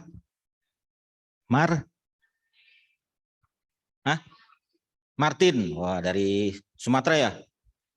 Oh ya, sudah terlihat. Sama, saya juga di Sumatera. Cuma udah lama di Sunda, jadi udah ketutup logatnya. Jadi pada waktu kita mulai buka usaha pasti semua ada kendala. Tapi ya kendala itu bukan berarti kemudian kita harus menyerah, pasti kita harus cari solusi untuk memecahkan kendala itu. Nah, pada waktu kita mulai usaha dulu. Jadi dulu Kang Pepen memulai usaha itu, beliau melihat ada peluang nih. Dia memulai usaha itu waktu itu memasok ke kebutuhan kafe. Kafe itu butuh bahan-bahan seafood kayak gitu. Terus ada beberapa sayuran. Nah, kan kafe kalau sudah besar itu kan pasti mereka butuh mitra, karena kan nggak mungkin juga mereka belanja sendiri, pasti habis waktu, terus beresiko. Kenapa beresiko? Pada saat kemudian dia berbelanja sendiri, dia akan beresiko untuk membawa uang, terus ada resiko terjadi black margin di pegawainya dan segala macam. Nah, pasti dia akan membutuhkan mitra. Nah, pada waktu itu kita melihat bahwa masuk ke satu kafe, dia butuh apa? Wah, saya butuh udang, bla bla bla bla bla. Ini butuh ini ya. Bapak berapa dapat harga? Ini saya dapat harga sekian. Nah, kita coba cari bahan baku. Nah, kebetulan kita punya jaringan ke Pangandaran waktu itu. Nah, kita mulai memasok pada waktu awal itu memasok udang ke kafe Kintamani. Kintamani di daerah Jalan Riau waktu itu. Entah masih ada apa enggak, saya nggak tahu kafenya itu. Kafe itu cukup besar. Kafe itu juga yang kalau nggak salah tempat almarhumah Niki Ardila itu pernah di situ itu sebelum dia kemudian tabrakan. Niki Ardila nggak tahu kali ya. Itu tahu kali ya. Penyanyi yang masih muda yang meninggal itu malam-malam. Nah, itu cuma intermezzo aja. Kebutuhannya apa waktu itu? Nah, kita mulai pasok. Kita cari ke Pangandaran, kita tidak cari tidak cari ke bakulnya, tidak cari ke tengkulak, langsung ke petani yang panen udangnya, dapat harga baik, barang segar, langsung malam itu juga kita antarkan. Jadi si kafe itu dapat barang segar, murah, dan berkualitas. Nah, itu pasti yang akhirnya kita jadikan jargon untuk usaha. Kendala-kendala itu pasti ada. Pertama kendala, pada waktu kita memasok sayuran. Wah, kita pasok sayuran, kita kirim tomat 100 kilo, ditolak 50 kilo. Waduh, gila. Beli sekian, ditolak sekian, dijual lagi sekian, rugi. Tapi itu tidak membuat kita jadi surut. Kita cari solusinya. Kita tanya ke mereka, tomat seperti apa sih yang lo mau sebenarnya gitu. Ikan sarua tomat kene kan gitu. Sama-sama tomat juga gitu. Oh, saya ingin tomat yang begini, bentuknya begini, bentuknya begini. Nah, itu kita cari ke petani. Nah, itu sambil kita belajar bagaimana sortasi, menyimpan segala macam. Nah, dia ingin tomat yang besar, bagus warnanya dan segala macam. Nah, itu kita negokan dengan petani. Oh, dapat harga sekian, kita kirim. Nah, itu cerita, kalau sekarang sih kalau kita cerita sepertinya mudah ya Kang ya. Tapi pada waktu dulu kita memulai itu banyak sekali hambatan. Ini mungkin kalau kita bahas sesinya, kayaknya sesi 2 jam nih kayaknya Kang. Bagaimana membahasnya? Oke lah, nanti kan kita ada kunjungan juga. Kalau masih kurang puas mainnya ke Lembang, ke Bimandiri, kita bisa ngobrol panjang lebar gimana cara ini. Nah, prinsip yang kita pakai tadi, 4K tadi Kang. 4K itu harus kita pakai untuk memulai usaha. Yang pertama, kita harus menjual barang yang berkualitas agar si customer tidak kecewa. Terus kita menjual dalam jumlah yang cukup karena customer itu kan tidak mau tahu Saya butuh tomat 100 kilo. Wah Pak, saya cuma ada 50. Ah, nggak tahu, gue pengen 100 kilo. Lu mesti cari 100 kilo. Mesti ada. Itu namanya kuantitas. Jadi kita harus menjual kuantitas seperti yang diinginkan customer. Terus kemudian kontinuitas. Nggak boleh hari ini kita kirim besok libur, terus kemudian kita kirim lagi minggu depan. Nggak ada nilai tambah kita.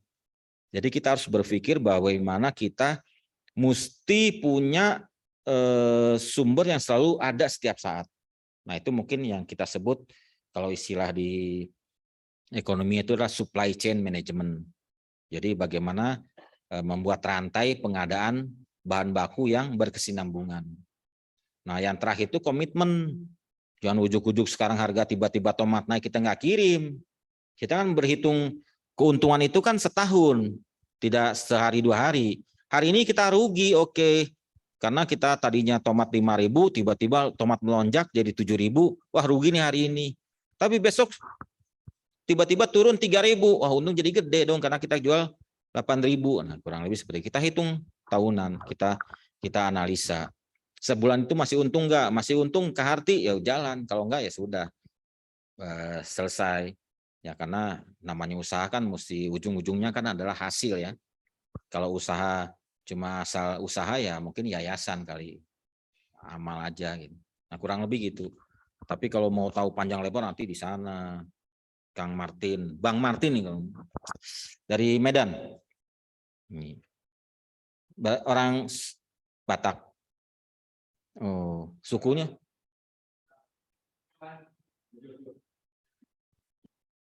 Oh, saudara sama MS kabarnya. Ya siap. Biasanya sih orang pendatang justru ininya lebih semangatnya lebih kuat, tapi enggak juga sih orang sini juga sama kuat. Oke, siapa lagi? Ayo. Mangga langsung.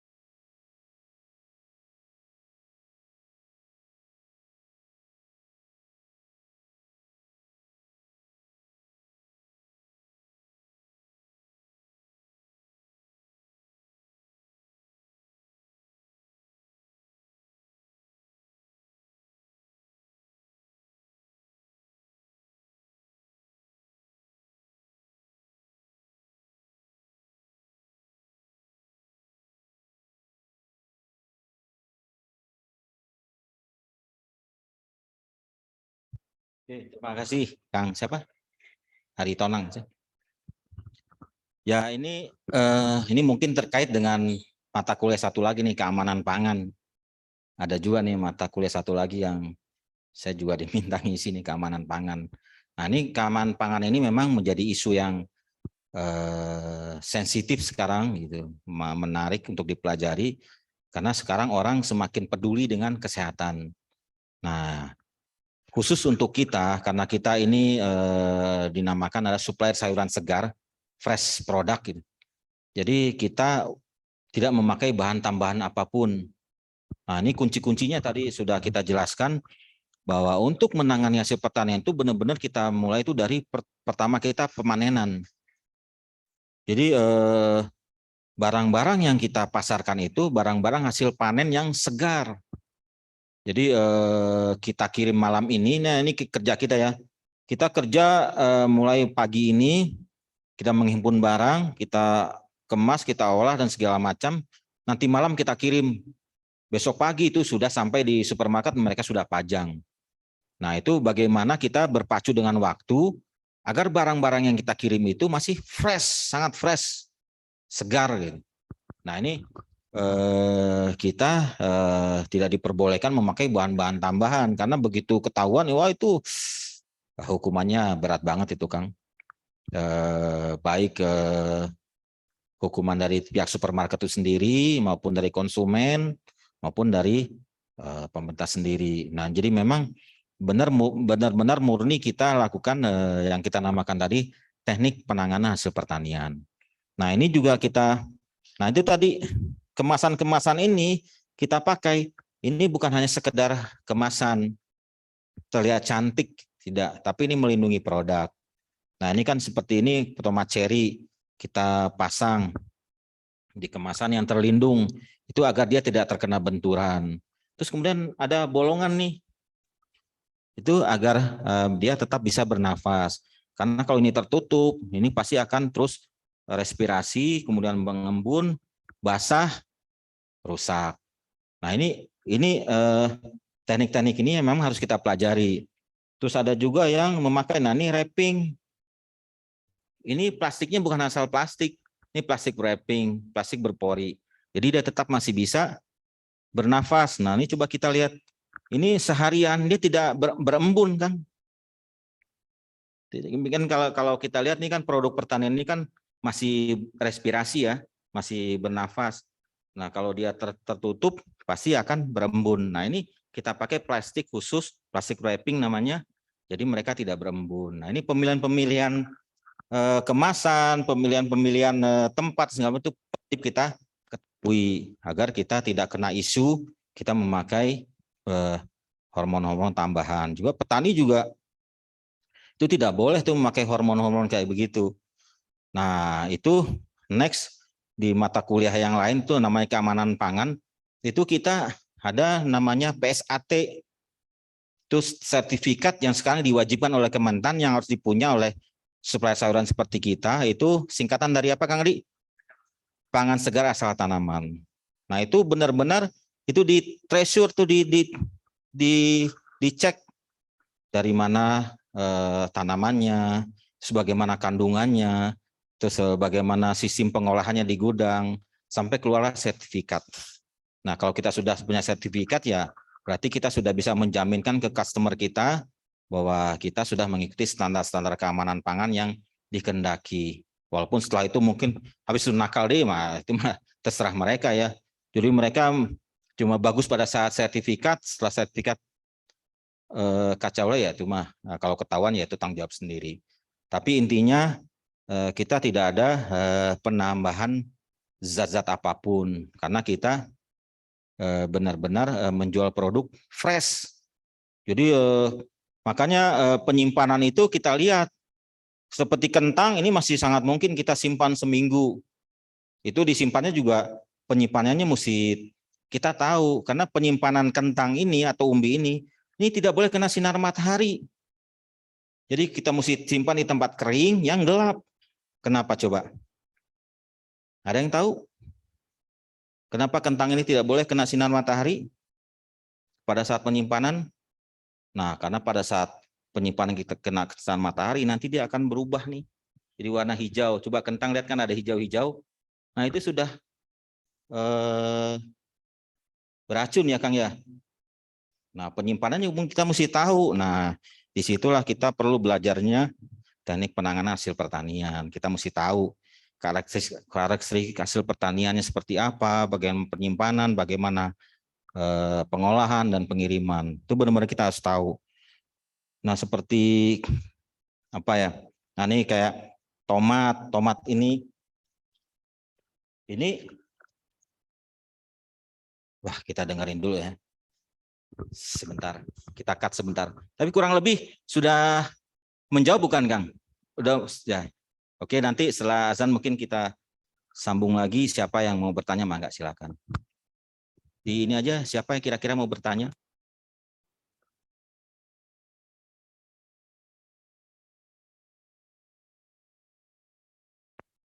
Perpanjang Bu Nurul, mangga.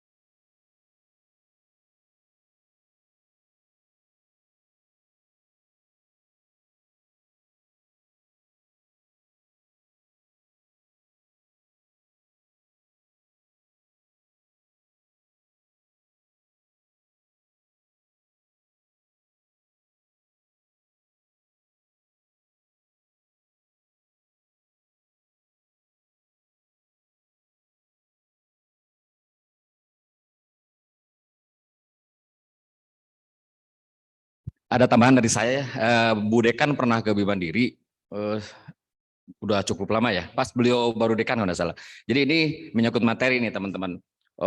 Barangkali bisa jadi bahan apa namanya penelitian nantinya ya. Jadi yang pertama saya udah mencoba sendiri. Yang tadi menyambung pertanyaan yang pakai pengawet siapa tadi? Ari Tonang ya. Nah sebetulnya saya mencoba sendiri untuk brokoli ya. Waktu itu kebetulan bahannya dari IPB itu berbahan aktif berbahan baku kulit kerang dan kulit udang kalau nggak salah. Itu citosan. Ya, citosan direndam. Nah itu lumayan 5 hari bertahan.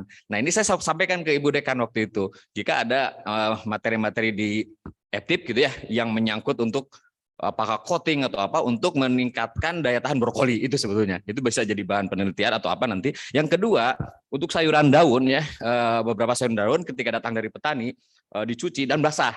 Nah, kita pengeringannya dengan blower saja gitu. Apakah ada teknologi atau mesin di EPTIP yang bisa untuk niriskan ya. Kalau bahasa Sundanya niriskan Bu Nurul ya, meniriskan karena begini, untuk kemangi ya sebentar. Oh ya, kemangi atau bentar. Oh, pakcoy ya. Pakcoy yang sebelum dikemas kita blower itu kelamaan layu si daunnya gitu. Nah, itu barangkali nanti ada teknologi apa. Nah, ini nih takut salah paham. Ini yang saya bawa yang 3 ini yang non spek, yang apa? Cacat itu Pak Dodo ya. Yang bukan spek supermarket bisi wah, nah ini goreng dia di bawah. Nah, ini yang cacat, ada cacat, ini juga ada cacat, termasuk tomat yang dipegang Pak Dodo ini juga cacat, ini yang di luar spek supermarket. Itu aja Pak Dodo. Ya, kalaupun ada teknologi itu pasti teknologinya yang teknologi ramah lingkungan sih pasti. Itu kan ada 2 bahan baku yang dipakai untuk coating itu ya, coating itunya melapisi itu. Kalau prinsip di buah-buahan itu biasanya kita pakai pelilinan dengan kayak apel Washington segala macam itu sebelum dipasarkan sudah melalui proses pelilinan, itu dikasih lapisan lilin. Nah, kalau sudah dikasih lapisan itu mungkin bisa tahan sampai 6 bulan segala macam. Nah, kita juga cari cara juga, tapi ya karena kita sifatnya fresh product ya kita usahakan tidak memakai bahan-bahan tambahan. Tapi kalau memang ada bahan seperti itu, sepanjang itu ramah lingkungan dan diperkenan oleh pemerintah, kita akan coba. Nah, ada bahan-bahan itu ada yang pakai yang udang teh, ada juga yang pakai kulit sawit. Nah, itu juga bisa juga tuh dipakai buat bahan penelitian nih adik-adik yang mau penelitian nanti atau mau penelitian di Bimandiri tentang bagaimana awet tapi tanpa melakukan proses-proses yang memakai bahan kimiawi, itu juga bisa jadi bahan penelitian. Bahan-bahan penelitian S1 itu kan tidak perlu sangat rumit ya, cukup beberapa macam perlakuan sederhana itu sudah bisa jadi bahan skripsi. Berbeda mungkin dengan tesis atau yang S3 itu sudah dalam sekali. Jadi ya nggak usah dibuat rumit nanti. Ini udah semester 5 kan ya, Bu ya? Nah, ini sudah harus mikir nih karena berarti ini udah tahun ketiga, tahun keempat sudah mulai mikir skripsi. Nah, itu cari yang mudah-mudah kira-kira apa jadi bahan skripsi.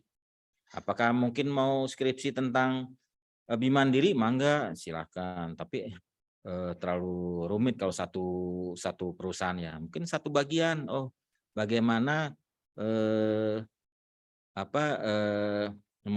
memperpanjang masa simpan tomat dengan cara ya kan bisa wae dicari. Jadi produknya khusus, perlakuannya sederhana, itu sudah bisa jadi skripsi. Nah, ini masukan aja biar cepat karena waktu zaman saya kuliah dulu itu THP itu dikutuk 7 tahun baru beres karena sulitnya, tapi enggak juga ternyata. Sekarang banyak FTIP yang 4 tahun udah lulus ya Bu ya. Banyak lah. Oke.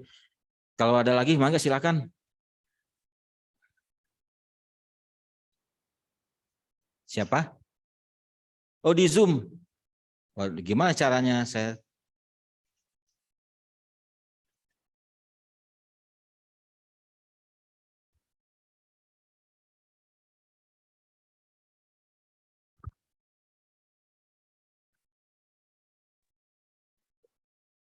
Assalamualaikum.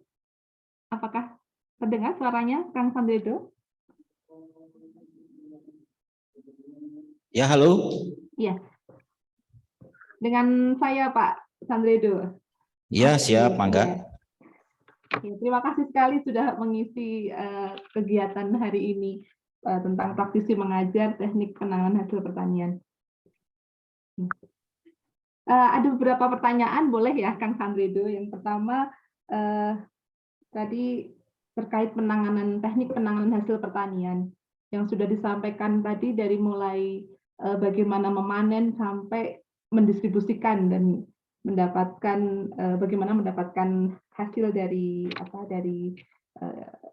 sektor ini ya, sektor hortikultura ini. Nah, saya ingin bertanya, Kang, kalau misalkan kita punya produk kentang gitu ya, kalau di Bimandiri kan sudah dijual dalam bentuk fresh kentang. Apakah next ada kemungkinan untuk ekspansi sampai ke produk olahan bekunya, seperti French fries atau produk-produk hash brown atau yang lainnya gitu ya? Jadi apakah Bimandiri juga akan bergerak ke produk olahan gitu ya, seperti juga mungkin sayur-sayuran yang untuk tambahan stik gitu ya, ada buncis atau pipilan jagung, potongan-potongan wortel seperti itu. Apakah Bimandiri juga nanti akan beralih atau mungkin seperti di produk olahan yang sudah ada? Itu yang pertama.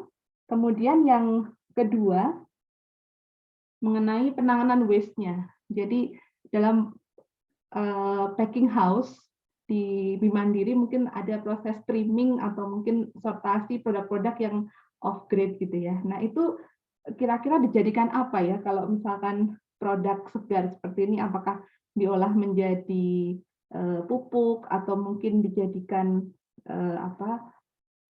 produk lain gitu ya. Kebetulan di FTIP kami akan menginisiasi pembuatan ekoenzim. Jadi barangkali gitu ya, bisa memanfaatkan juga beberapa produk waste dari Bimandiri gitu ya. Sedang baru mau kami mulai di besok hari Jumat, dan pengisinya itu dari REI Jabar dan juga Bapak Sudaryanto itu pensiunan dari FTIP, seperti itu. Terima kasih.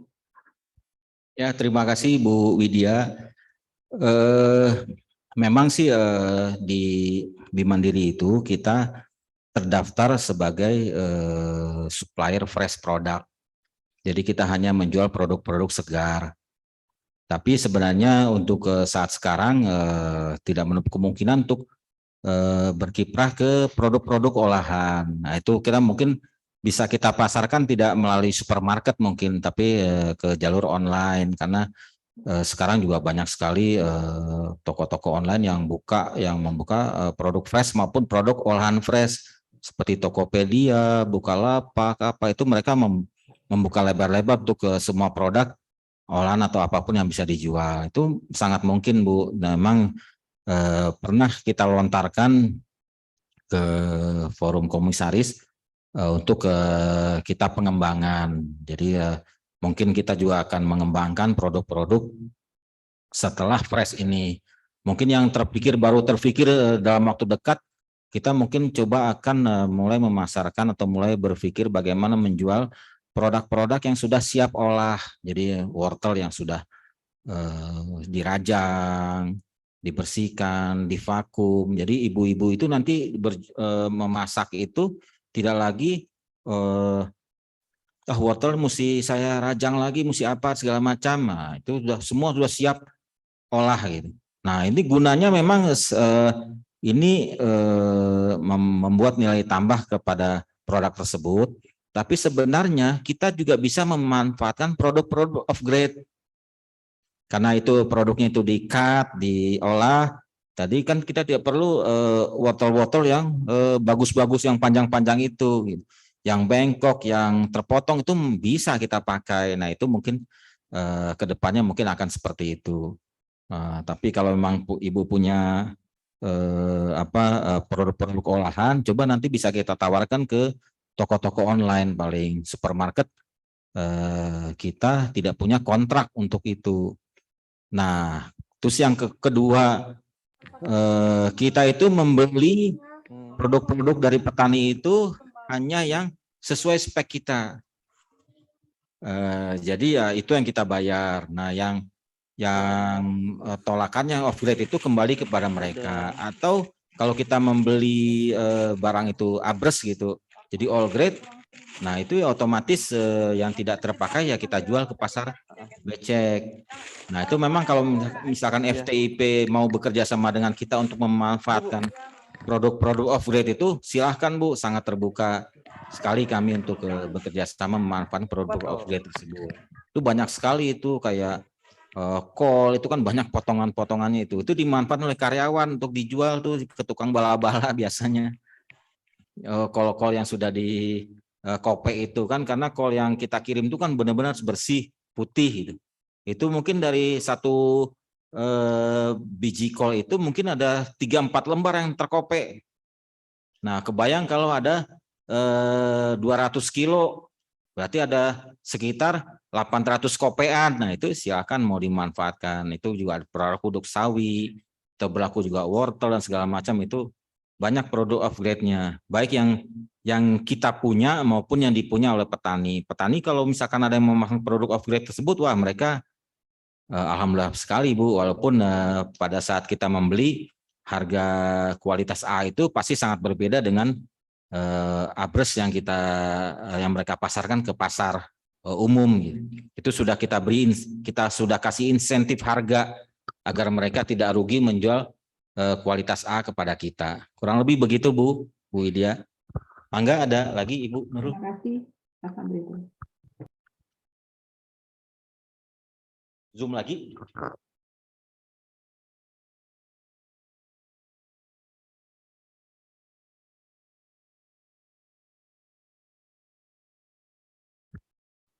Ya, baik. Saya mewakili tim pengajar dari mata kuliah TPHP mengucapkan terima kasih Kang kepada Kang Sandredo atas pemaparannya hari ini, dan mudah-mudahan juga ini jadi banyak insight ya buat kita, terutama untuk adik-adiknya di sini yang sudah kenapa Kang? Banyak dapat insight ternyata di dunia industri pertanian itu pengolahan bahan pertanian itu tidak sesimpel yang kita pelajari ya Kang ya. Banyak sekali yang memang hal-hal yang harus diperhatikan gitu. Mungkin dari Akang ada closing statement dulu Kang buat adik-adik, pesan-pesan terakhir. Ya, terima kasih sudah diberi kesempatan bertatap muka. Saya hanya ingin memberikan sedikit semangat aja buat adik-adik semua bahwa dunia teknologi pangan itu tidak sesederhana seperti yang tertulis teknologi pangan. Tapi itu implikasinya sangat luas sekali. Dan industri teknologi pangan itu di dunia itu sekarang itu adalah sebuah industri yang sangat berkembang. Jadi mungkin ruang lingkup pemikiran kita mesti dibuka seluas-luasnya. Mau jadi apa kita nanti? Apakah kita hanya ingin bekerja jadi pegawai negeri atau pegawai perbankan waktu seperti saya awal, atau justru kita membuka suatu lapangan pekerjaan untuk menciptakan pekerjaan. Nah itu silakan difikirkan oleh adik-adik semua bahwa teknologi pangan itu mempunyai kesempatan yang begitu luas di dunia internet saat ini. Nah untuk sebagai langkah awal untuk menuju ke sana, pikirkan dari sekarang bagaimana kita membuat skripsi agar kita cepat lulus. Pikirkan dari sekarang kira-kira apa nih materi-materinya. Nah dari bahan-bahan yang saya kasih tadi itu udah banyak sekali itu bahan-bahan skripsi, simple dan sederhana, nggak perlu rumit-rumit. Yang penting bagaimana caranya kita punya satu pemikiran yang dibahas dengan akademis, jadi sebuah bahasan ilmiah, selesai. Nah, kalau sudah selesai kan kita bisa berkiprah. Atau mau ke S2, silakan lanjutkan. Nah, begitu saja. Terima kasih. Mudah-mudahan yang kami sampaikan yang bermanfaat dan bisa memberi masukan buat adik-adik semua. Terima kasih. Assalamualaikum warahmatullahi wabarakatuh.